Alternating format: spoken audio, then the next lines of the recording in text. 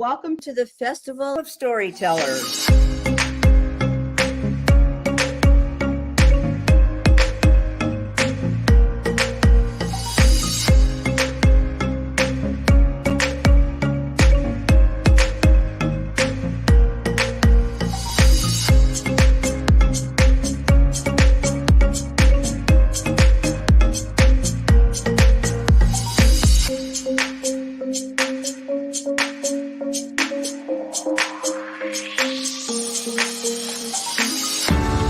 I can't tell you how excited I am to be on right now.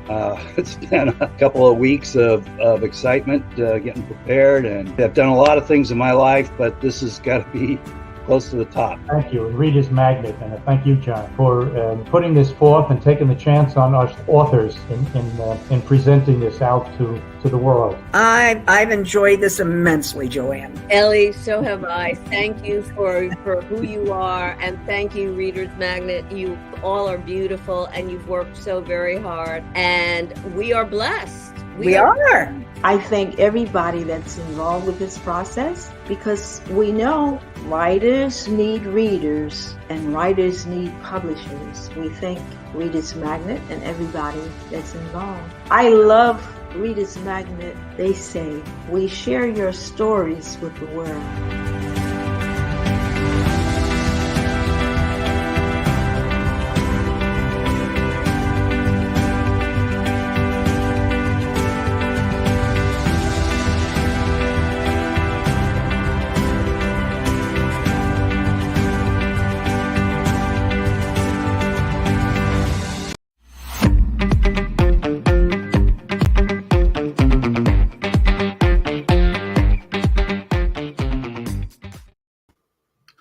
Well, hello out there. I'd first like to thank Reader's Magnet for letting me have this time and for providing such a useful service to we independent writers.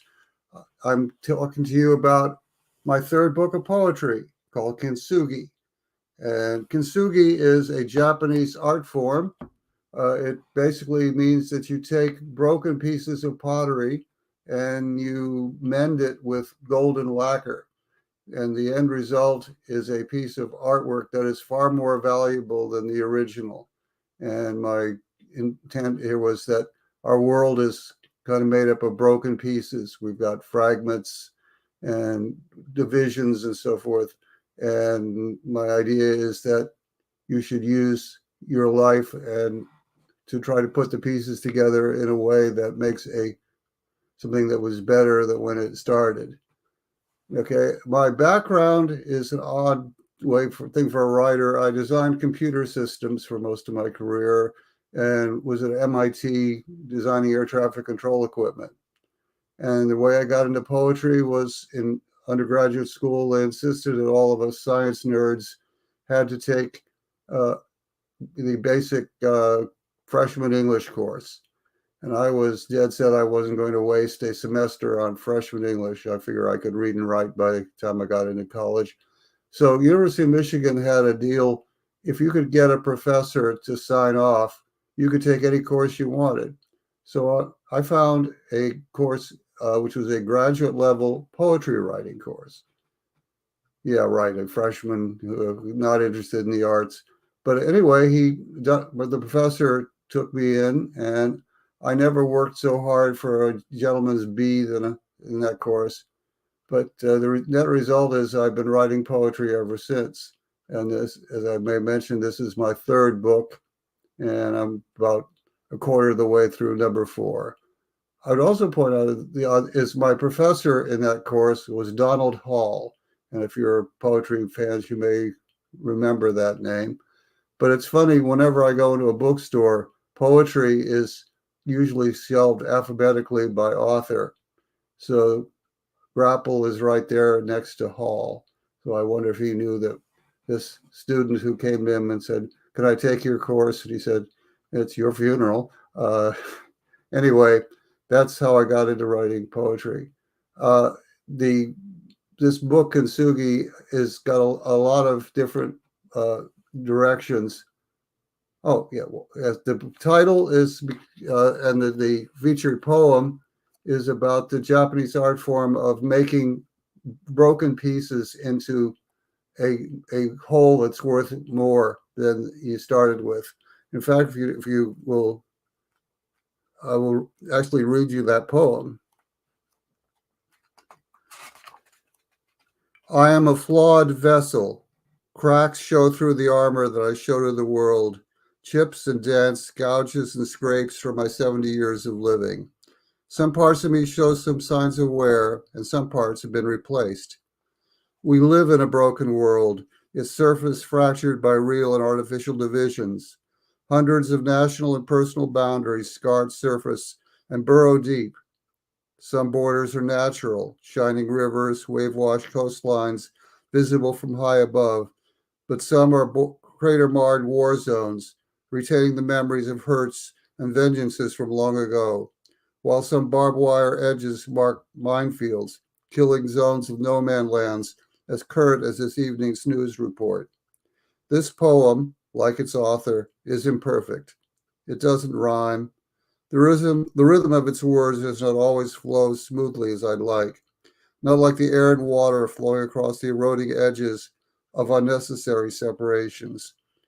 We are called to be the gold and silver dust in the lacquer that binds the broken parts together, remaking this pile of shattered pieces into a world of utmost beauty.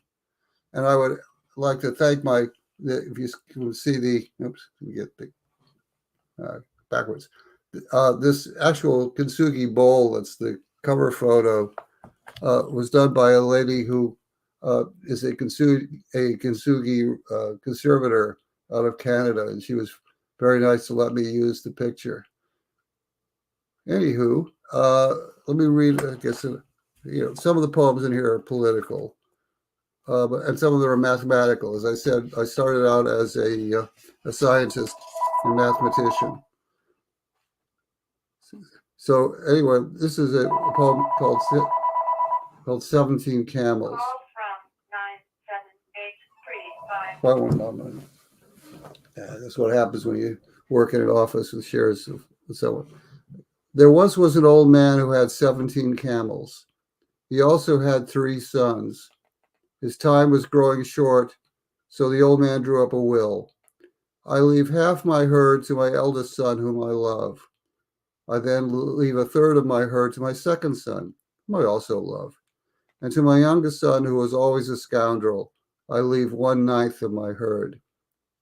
And the sons soon fell to arguing, and their fighting was intense. They could not obey their father's wishes. 17 camels would divide evenly by 2, or by 3, or by 9. And how could they honor their dear father's wishes? The 3 sons went to see a wise old woman in their village.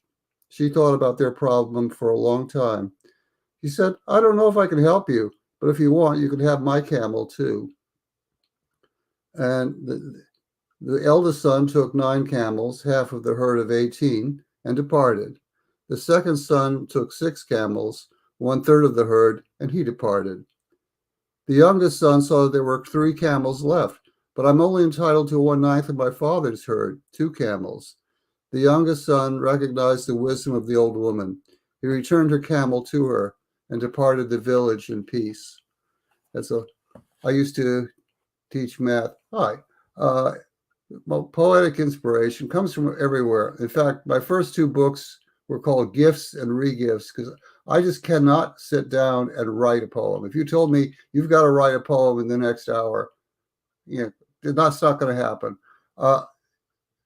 Inspiration comes where it comes and how it comes, from a math problem like 17 camels, or a piece of artwork in a museum like Kintsugi, or the evening news. It comes, and the trick is to get it written down before you lose it. A lot of my poems ended up on the corner of tour maps or backs of napkins. So I guess inspirations come from where the great God above decides to make a connection in your brain. Biggest, I guess, is the world around me. Being a physicist and scientist and part-time musician, I like to see the world where it comes. I hope that's a good enough answer. Okay, yes, it does mean golden repair. In fact, I didn't read the whole story. It's in the book, but basically, as I said, I was collecting these poems, hardly prolific. This book took 6 years from the first poem to publication. But I was at a museum and saw some beautiful kintsugi pieces. And I have a Japanese friend who started explaining to me what it all meant. And it seemed, well, that's just a wonderful idea of is we live in this world, especially of political divisions and societal divisions and racial divisions. And, it seems like all you can see on the news or understand are divisions. And, what the important thing is to, not just paper over the divisions, but make a beautiful connection. I hope that's a good enough answer for your question. Let's see. Okay, like here's one that, it's real. The inspiration for this one is really weird. I suppose you all know what WD-40 is. It's the spray lubricant. If you see it in the hardware store. Well, I was on a tour of the Western United States, and it was explained to me how WD-40 came to be. And it's got a really unusual backstory. It was 1958, the heat of the Cold War. The U.S. Air Force needed a protective coating for its new Atlas ballistic missile, a rocket so flimsy it had to be inflated lest it collapse in a ball of flame on the launch pad, or when the world would collapse in a sea of fire soon after its launching. 3 men from South Dakota took on the challenge. They developed a formula. It failed. They tried again with renewed hope. It failed.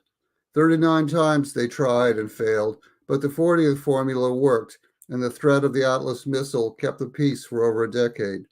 They called it water dispersant formula number 40. It could have meant weapon of destruction, but no matter. The Atlas missile was never fired in anger. It launched the Mercury astronauts into space instead. And we haven't beaten our swords into plowshares or our spears into pruning hooks. We did transform a piece of atomic warfare technology into the universal lubricant, able to fix a rusty hinge and silence a squeaky door. Not bad for the first try. Inspiration can come from really odd places. Let's see. Nobody's got more questions. I'll do some more reading.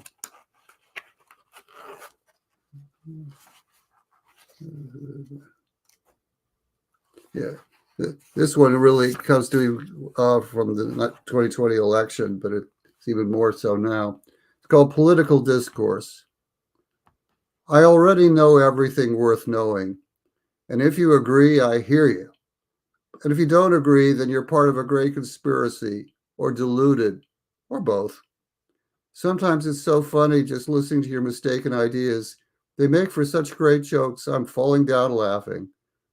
But you know that when we get up again, smiling at the joke, at each other's alien thought patterns, it just might be the beginning of a conversation.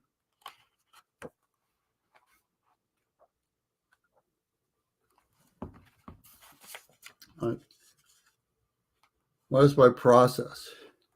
Oh boy. I wish I had a process. Basically, as I've said, I can't really sit down and say, I'm going to write a poem. I get a thought, like, an image, or like a math problem, like a 17 camels, or my outlook on politics. And sometimes it just sort of, pieces start to form. Usually I write down a sketch, and I have a pile of them. I can't show it to you because it's behind the computer, but basically they sort of sit there and marinate for a while, and I go through periodically, and eventually I think, yeah, this one's done, and it goes in from the slush pile into the finished pile. So is that a process? I don't know, but eventually, when you've collected 50 to 100 of them that you think are worthy to go out in the world, you slap a cover on it and call it a book. Let's say here's one that is from a boyhood recollection I had. When I was a boy, I had a coin collection, each one a prime example of its type, worth well beyond the face value. Their small differences and minor flaws, raising them in the eye of the collector. In the beginning, God engraved a die with his image and stamped out Adam and Eve, the first proof set. Thousands of generations later, we're still made from that same original mold. We each have the same face value, one human being, but the great collector values us for our flaws and our differences.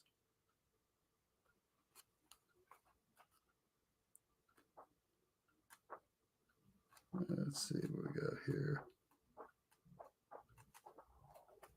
Okay, here's one that actually came from a friend of mine who's a school teacher. And I just thought the image was so beautiful, it just had to be written down. It's called Finding Happiness. A teacher once gave each of her students a balloon, and she said, blow up your balloon, write your name on it, and throw it out in the hallway.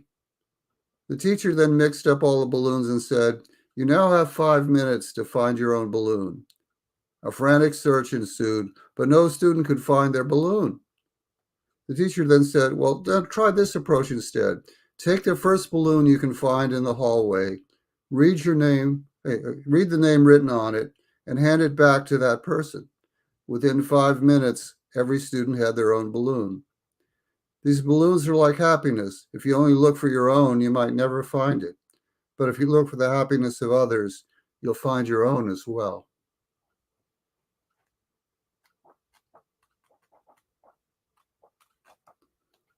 Okay, like here's one that I wrote toward the beginning of the COVID pandemic, and it's really based on an old joke. Go back to vaudeville, even older than I am, and the punchline's a little different, but you'll get the idea. It was a time of pandemic, and a man of fervent faith was quarantined at home. Each night he prayed to God, please keep my family safe and healthy. Next day, God had the state governor give a speech. There were health officials and the local football coach, each telling the man to wash his hands, to avoid large social gatherings, where to obtain disinfecting supplies, and other basic precautions. These things will help keep you safe and healthy, said the governor. The man shouted at his back at his TV, God will protect me and my family, and he prayed again. The next day, the mayor shut down the city. She gave a press conference echoing the advice of the health officials and the state governor. All day long, the news broadcast advice on precautions to take, how to avoid the spread of the virus, why social distancing was important. And again, that night, the man prayed. The next morning, the man watched news reports with scientists giving the same advice, and there was a special report by the president describing his plan to distribute vaccines. And it was the weekend now, and still the man said, I'm praying to God, and he is going to save me and my family. I have faith. The man took his entire family to church that Sunday morning. They had a fine meal at their favorite restaurant. On the radio, they heard public officials urging everyone to stay home. Their preacher told them that God would keep them safe if only they would trust in the Lord. They all felt very good. It's just like the flu, he said, and God will care for us. A couple of days passed, and the man began feeling ill. He was diagnosed with COVID-19, sickened, and died. He went to heaven and got his chance to discuss this situation with God. The man exclaimed, I had faith in you, but you didn't save me. You let me die, and I just don't understand why. And God replied, I sent you a president, a governor, a mayor, doctors, nurses, health officials, radio and television personalities, even your friends on Facebook. What more did you expect? What else did you want? The man then asked, but who are these people behind me? God replied, these are other people who died because you disregarded the advice I sent you.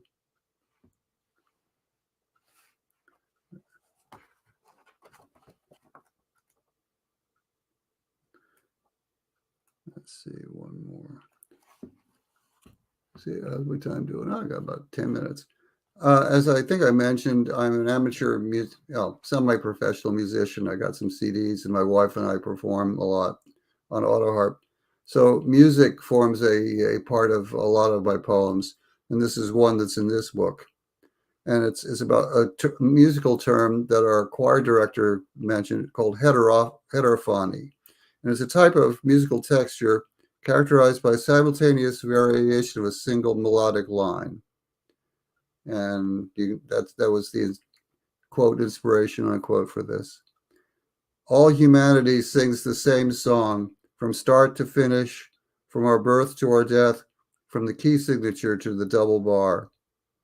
Some sing faster with lots of vigor, swinging the beat, changing the volume, while others sing their song at a slower tempo and with perhaps fewer repeats. Some add personal variations to the tune with melodic ornaments, while others sing the melody plain and simple, no extra notes, no deviations. There are local variations to the tune. Sometimes a minor chord intrudes, sometimes a syncopation, a hold, a note cut short, or maybe an extra rest. The song we're singing is simply life, one basic tune and infinite variation. Each person makes the tune their own, so sing yours sweetly. Oh, now there's a hard one. Let me just first say that each of the poems or a large variety have illustrations, and I want to thank my illustrators, Christiana Walmsley, who's actually the teenage daughter of my wife's acupuncturist, and also Ivan Stiles, who's my musical mentor. Okay, what's my favorite one? Well, Kintsugi was the one that really got me. But okay, this is one that it's certainly among my favorites. I was touring the Little Bighorn battlefield in Wyoming, Custer's Last Stand. And it was also the time when there was a big to-do about building Trump's border wall and how we would keep out the immigrants. So those two things went together, and this was the result. It was the year 1868. The U.S. government signed the Fort Laramie Treaty. The Black Hills were to be closed to white settlements, preserved for the Lakota Indians forever, so long as the buffalo roamed. Forever lasted less than 8 years. The Eastern railroads needed meat for their track crews, so professional hunters followed the rails westward. Men like Buffalo Bill made their living, killing the buffalo for meat, hides, and sport. It was the year 1872, and America celebrated centennial. Gold was discovered in the Black Hills, and people in their thousands rushed to the west, seeking fortunes and living space. Most of them were immigrants in America, fleeing depression and prejudice, and ready to ignore the letter of the treaty law. Towns quickly sprung up along the immigrant trails, towns like Deadwood, an illegal encampment in the midst of Indian land, people like Calamity Jane, an illegal immigrant, Wild Bill Hickok, another illegal. In the year 1876, the U.S. government sent the army to remove the Indians from their land. Almost half of Custer's troops were immigrants themselves from 17 different countries, and 2 marked down as unknown. Well, you already know the basic story. The Lakota won the battle, but lost the war at their sacred Black Hills. General Custer became a legend. The Indian culture was civilized, and U.S. history moved on. History is full of ironies. Custer, a hero for the North Side, winning battles against slavery in the Civil War, won even greater fame by dying in a war to enslave the Lakota. And what's the lesson we should learn from all this? Each of us standing here is an illegal immigrant. We need to remember. I mean, that grabbed me because my father was an immigrant coming from Russia in the time of the Nazis. So it rings proudly to me. Yeah, I guess I got time for one more. I mean, these are all my little children's here, but okay. It's called Utepils, which is a Norwegian word which basically means the first drink of the year you take out of doors as we go into winter. Anyway, it's been a long, cold winter. a year of social distancing, each of us huddled behind our walls, pierced only by the light of computer screens and dear voices over telephones. It's been a long, cold winter, a year without gathering, each of us hearing only our own music, celebrating virtual rights and quiet loneliness in our own souls. It's been a long, cold winter, but we sense that spring is coming as we receive our vaccinations to burst our personal immunities and warm our own souls. It has been a long, cold winter, but now the sun is rising. The days are growing longer, and joys become easier to find. Summer is nearing. It's been a long, cold winter, but even a frozen river thaws in time. We will share new times together. We'll play new songs in harmonious chorus, and we will smile again. Let us praise the ending of a long, cold winter.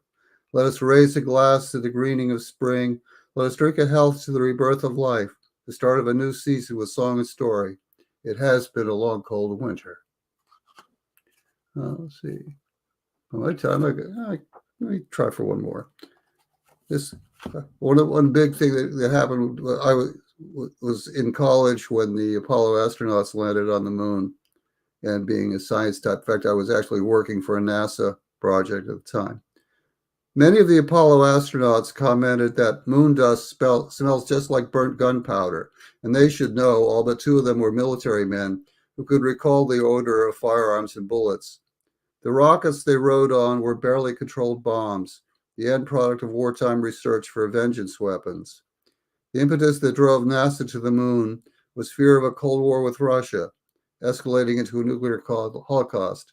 But thankfully, we went to the moon instead. Okay, oh, 5 minutes left. Your clock's different than mine. Okay, I'll dare to do one that's intensely political. Now, I have a friend who steadfastly resists getting the COVID vaccine because she's convinced that it uses that fetal tissue is used in making the vaccine. And so being the scientist that I am, I actually went and did the research. This is the story. In 1973, a woman in Holland had an abortion, supposedly therapeutic in nature, but that's irrelevant to this poet. Cells from her baby's kidney tissue were treated in a laboratory with adenovirus type 5, and the HEK293 cell line was born. Now let's jump ahead more than 45 years. That's hundreds of generations of cloned cells. No doctors or operations involved, just petri dishes and some biochemistry. You can buy these cells from laboratory supply, and they're used to develop and test potential COVID-19 vaccines. Tens of thousands of lives saved, and many more each day because of this one life that was lost. That's the true miracle in all of this. One life lost so long ago, one original sin, transformed into the savior for so many. So much good throughout the world. What amazing legacy. Okay. Oh, do I read fast? An African proverb relates that when an old man dies, a library burns down, and this poet's an old man. History section, first-hand memories of events and times, recollection of the past, and dreams best left for others. The sociology section, stories of friends and family, lives shared and touched, and regrets of opportunities missed. The travel section, photo albums and videos, tours taken and sightseeing, and items that were left on the bucket list. The science section, experiments tried and failed, some successes, a few near misses, and many enigmas left to share. In the biography section, one fewer volume on the shelves. Okay. What can I do here for?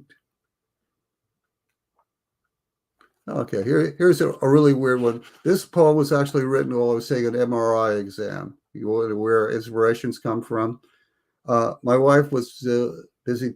She wanted to buy a yellow-colored purse, and I was thinking of the song "Yellow Bird." So this is called "Yellow Purse." Yellow purse, high up there on the shelf. Yellow purse, I want you for myself. You're made of plastic and you have elastic and I hold you in my hand. I think you look just grand. And when I get you home, pile in everything I own. Oh, how I love my new purse. Yellow purse, they want me to pay full price. Yellow purse, I don't think that's very nice. I shop from store to store. Each one is charging more. I drive all around the town waiting for your markdown. Then one day I read exactly what I need. They finally put you on sale. Yellow bag, you'll carry all my swag. Yellow bag, you clean up with just a damp rag. I went shopping every day, even put some on layaway. But when the day was done, I knew they were not the one. Then finally one night, this one's exactly right. I've just found my new bag. And my pink pants, I think they were made in France. My pink pants, I wear them at every chance. They go with my new shirt, and a necklace wouldn't hurt. They're just my favorite shade. I got them tailor-made. There's just one thing I fear that always brings a tear. They just don't go with my purse. Well, thank you for all you people out there. It's really weird as a musician. I'm not used to seeing myself perform and not seeing my audience. But thank you for watching, and thank you for the questions. And I hope you might find it interesting to see some of the other poems and illustrations in my book. And I want to thank again Reader's Magnet for giving me this opportunity. And now, deathly silence.